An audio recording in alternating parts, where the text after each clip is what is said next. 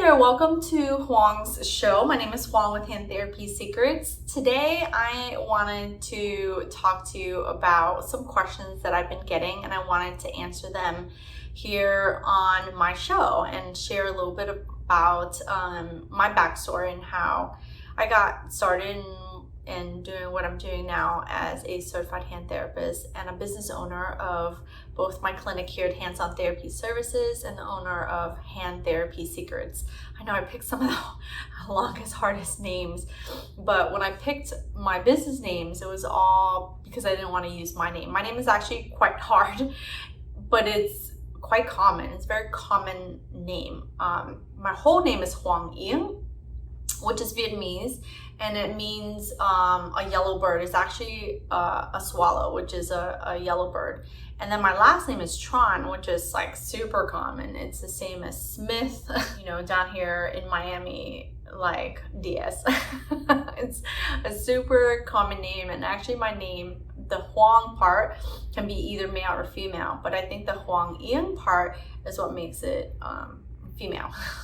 So anyway, so I wanted to come on today. Today is just gonna be us talking, and I wanted to share with you some questions, like I said. So one of the questions that I got was, when can I start a clinic? So I know that some of you guys might see me on Hands-On Therapy Services, or you might have seen other therapists have their own clinic and you're just dreaming big. Well, kudos to you. I say dream big. If it's something you want, then work towards it, right? So when can you get started? Well, I can't tell you when to get started, but I can tell you a little bit about how I got started. So my background is I'm from Vietnam, and my parents came over after the Vietnam War. So I came over when I was 4 years old, and my parents worked like dogs. Like, they just worked constantly to make sure that we had a roof over our heads and that we could go to school and all that good stuff. And so my parents opened their own business, and I actually worked in it for a long time. I worked with them during, I think, was it middle school that they got started, and into high school. And when I was in college, I would come home and fill in sometimes for them. So they have their own business, and they've been in it for over 30 years. And when I went into occupational therapy school, I actually thought that I didn't want my own business because I saw my parents have their own business. I actually didn't want to go into business for myself. But yet at the same time, I would always kind of think in the back of my head, what would it be like if I started my own business, right? And I saw other therapists have their own business too. And I said, wow, that'd be so cool to work for them. Or that'd be so cool to, have my own business at the same time. So I hope you can see, what I'm doing here at my own clinic, and dream big for yourself too. So that's how I kind of got started. And I started working in the hospitals, and I eventually got myself into an outpatient hand therapy job, and eventually became a certified hand therapist. I actually worked for, 5 years, 5.5 years, and then sat for the CHT. Back then you had to be a therapist for 5 years before you could even sit for the exam. And I was able to get all my hours based on a lot of the work that I did in acute care in the hospital, and then in the outpatient setting as well. So there's various ways in which you can get your hours, but you don't have to rush into it if you don't want to, right? Opportunities will come your way, and you really have to make sure you're picking the right opportunity so that you can build the kind of career you want. Sometimes I think people choose the wrong opportunities for them, and they get stuck in thinking, therapy is not great, or hand therapy is not great. So I think there's a lot of ways in which you could move yourself around, especially with our career in occupational therapy. So I started thinking like, yeah, you know what? I do want to have my own business, not because I didn't enjoy working for others, right? I always say that it's good to move around when you're happy, right? It's good to make decisions when you're happy, when you're not, because when you're mad, or you are like, I hate this job, I hate these people, sometimes you don't make the best decisions. So I think that was one of the things that I always did, was I always wanted to make sure that I was content in what I was doing while I was making big decisions in my life. So even though I was really happy in my job in acute care, there was just always something like that was like nagging me, like I want to do more, I want to do something different, because I'm a person who has a ton of energy. Like I have a ton of energy. I'm always moving, I'm always going, I'm always doing something. That's just me, right? That might not be you. But if it is you, then, kudos. You totally understand where I'm coming from. But I would always kind of like interview at different places, just make sure, am I in the right place where I need to be right now? And a lot of times it was. I'd be like, you know what, I am in a good place. I am in the right place. And so I would stay at the hospital where I was working. And then the opportunity really came, and I was an outpatient.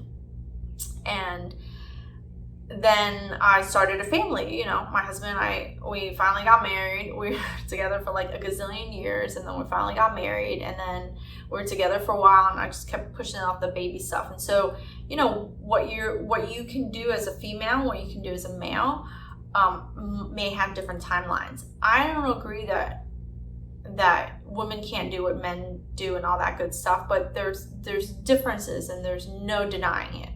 There just can't. So when I started a family, I wanted to make sure I was available for my kids and stuff like that. So when my son was about a year and a half, I really wanted to go out on my own. I was like planning it. My husband and I were talking about it. And then I got pregnant again, and we decided it wasn't the right time to do it. So when can you start your own clinic? Whenever the hell you want. But it's got to fit within whatever it is that your life circumstances are, right? So my life circumstances and my family circumstances at that time wasn't right.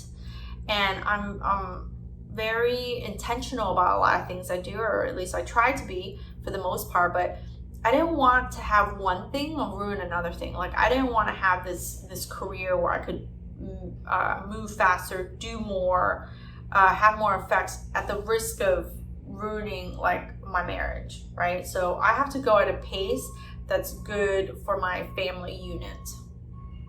And I had a therapist. She had started her own business when her kids were older, and she was like, she told me, she's like, Hoang, you have a toddler at home, and then you have a baby at home.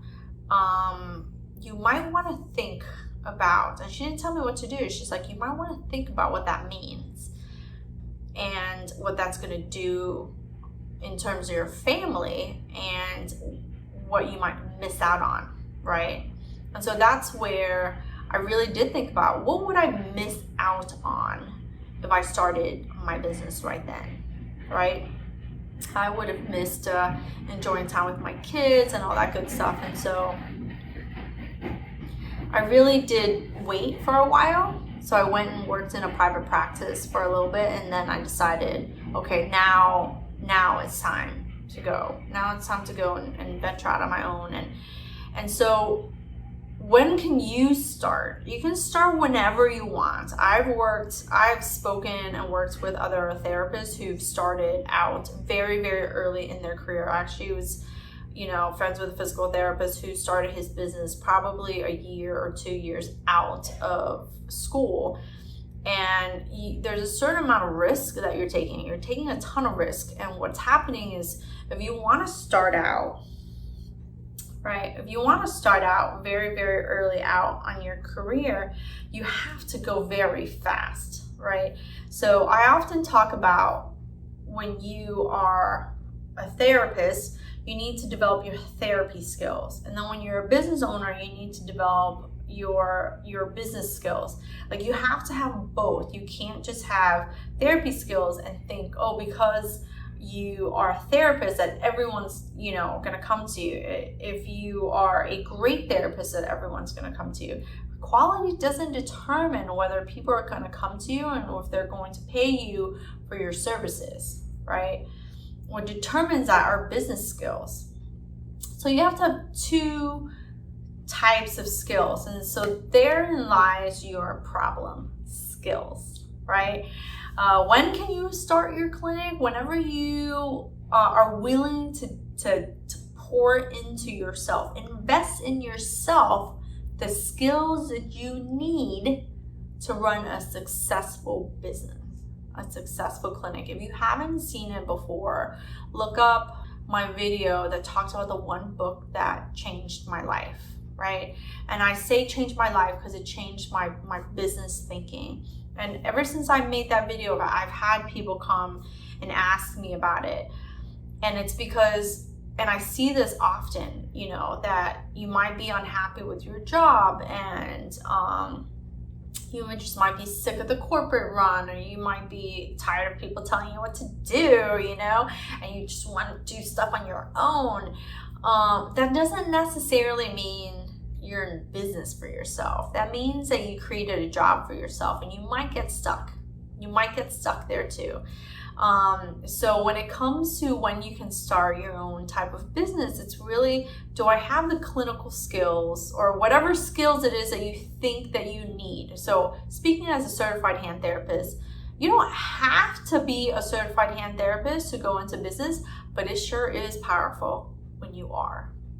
It sure is powerful when you are. And that's why I have people who are in my hand therapy mentorship program, and who are, because they want to become that certified hand therapist, or they are that certified hand therapist, and then they don't want to develop even more skills, right?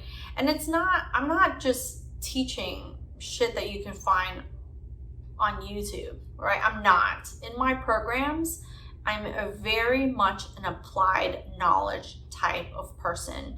So I'm not teaching you like freaking wrist bones and whatever and calling it a day. Like, we're taking the knowledge that you have and applying it to different scenarios. We're applying it. It becomes a critical thinking, problem solving type of situation where you're taking what you know, and that's your clinical skills. You know, believe it or not, you're taking your clinical, it's what you know as an occupational therapist, of how to do an evaluation, critically thinking through, and becoming a problem solver. People will come to you and have you help them solve their problem, which is like, my hand hurts, my bone is broken, I can't move, I have pain, my scar is stuck, things like that. So we're very much about that applied knowledge, but a huge component of it is communication too. How you communicate with your patients determines how they're going to come back to you, how often they're going to come back to you, and how they're going to be with you, while they're there, and how often they'll come back to you time in again and again. And that's a big thing when it comes to having your own clinic. We as hand therapists, and this is a golden gem here. This is a golden gem here, is that we have, as a hand therapist, certified hand therapy community, think that, they come in with one type of injury and then you're just like done with them. But you have to, if you're going to have your own clinic and you think about your own business, how do you keep that person coming back to you? That's how, you stay in business. They keep coming back to you for different types of problems. They're going to refer more people to you over a period of time. So it's not just a right now type of thing. It's a, how do you make this person, a part of your business life, your life in general, right? So when you are a brand new grad, like I was telling you about a friend of mine, he poured thousands of dollars into him because he was willing to invest very fast. He's also a risk taker. He gambled on himself, and you know what? He's winning because it's a very strategic type of gamble. It's not, you're not just going to the card table and just guessing. You're at the card table, you're playing cards, and you counting some cards, you're going to probably do a little bit better than someone else, right? So you invest in yourself. He is able to invest in himself and just develop his skills really fast. He poured into himself business skills, so clinical skills are your problem solving, your hands-on technique. Oh my gosh, hands-on is huge. Like, I know telehealth is becoming big and people are moving towards it. I'm a proponent of that to a certain extent, but people crave touch, right? They want you to touch them.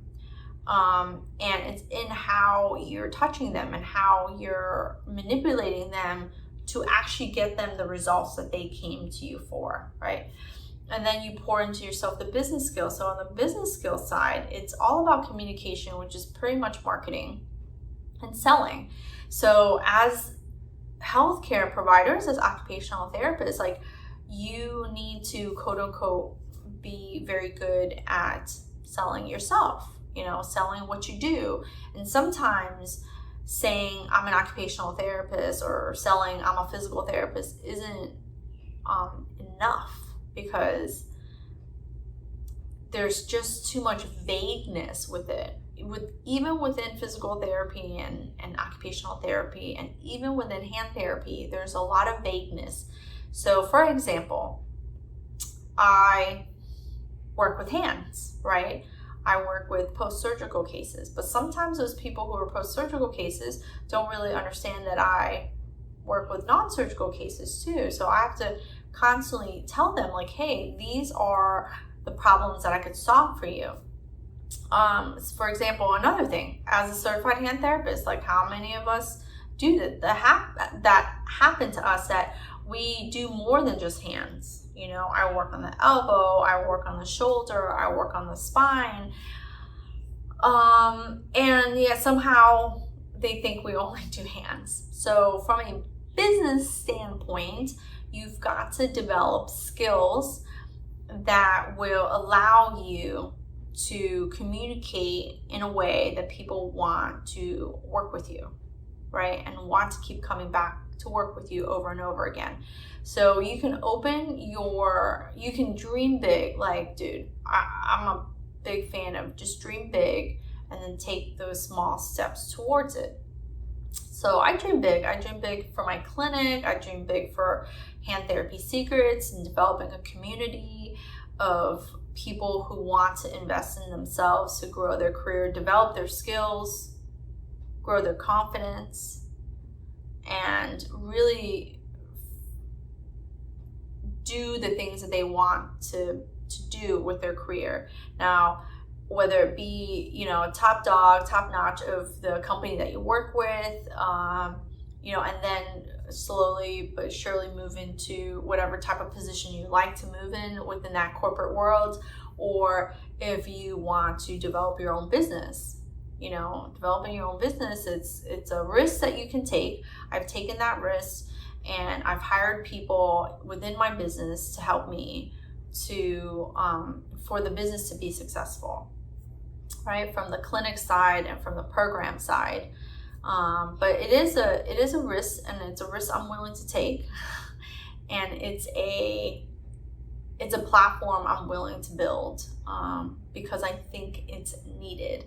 And I think that there's a lot of value in helping other therapists develop their skills so that they can feel and believe, right? So that they can feel and believe that anything in their career is possible. We went to school for a very long time. Some of us have doctorate degrees and stuff like that.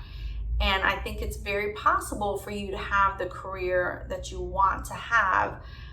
But just because you went to school for it doesn't mean that your education stops there. Actually, it becomes tenfold once you're out. It really does. It becomes tenfold when you're out.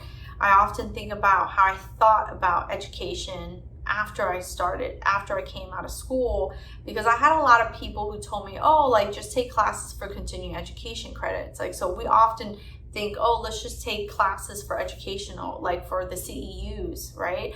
So when I came out of school, that was a lot of the message that I heard, which, oh, you just need 24 or 26 CEUs. And so you're only really just taking courses just enough to get by.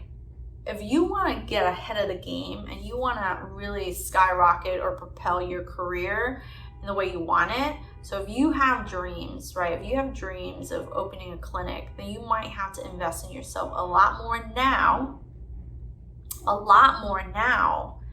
so that you can see the fruits of your labor later, right? But there has to be a plan.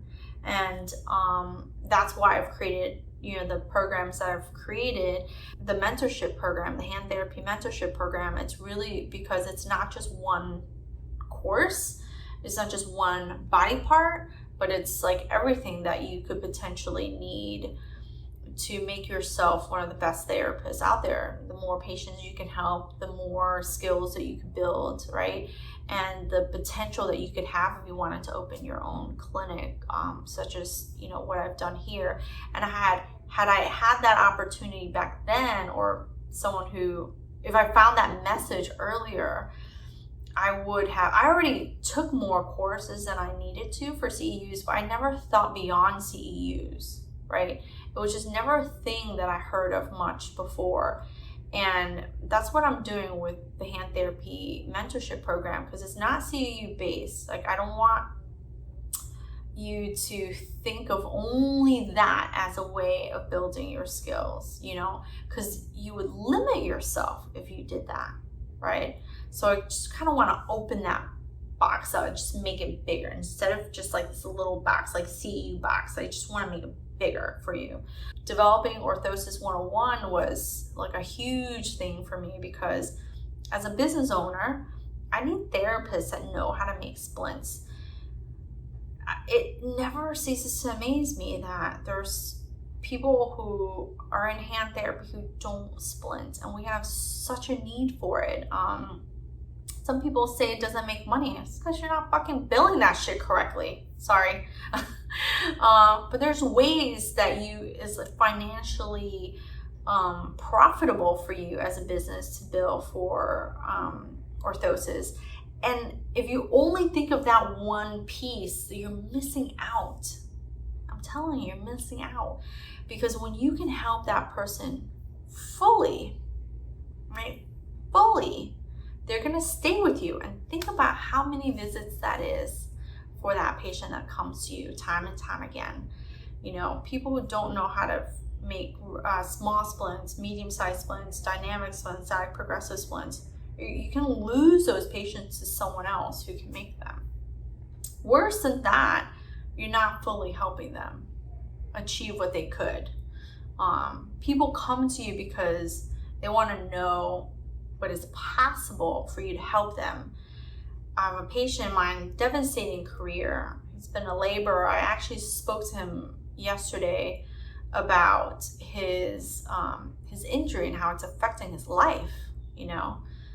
I would think about, how they can move their range of motion. Like, how much range of motion do you have? How much pounds of grip strength? But fuck, put that all together, the man can't lift anymore. And his job was a laborer's type of job. Now he can't lift with his arms, He can't do the heavy work that he needed to do. So what can he do? So he is on the computer. His goal was he was going back to school to become a electrical engineering person. But I told him yesterday, and he's like, well, I don't know if I could do that because it required heavy work and I'm not able to do it anymore. Like, the kind of injury he has, it's not possible to go back to that prior, but he still can be very functional in his life, right? So I said, you're going to be an engineer, you know how hard that is, the math and science? To go to school for that's a lot,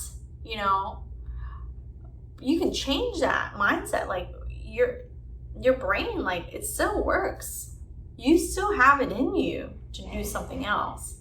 Let's think about your options, about what you can do, with your arms, with your potential, right? Don't we do that as occupational therapists? Help people to be more independent, to be very functional, active people in their lives, in their community and stuff like that?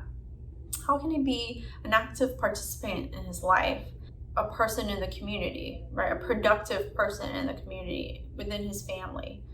You can use his brain. Like, what else can we do with your arms? You can type. Like, they can't take your brain away from you, right? And so that's where we can do with our skills, you know, with our clinical skills. And had I not been able to communicate with him in a way that motivated him, if I was not able to make the custom splint, custom orthosis that he needed, he could have left here and thought, like, my life is over. It's like, I'm gonna be a burden. Like, I'm not gonna amount to much. You know, like, my arm is not gonna move. I'm never gonna use my hand like the way I used it before.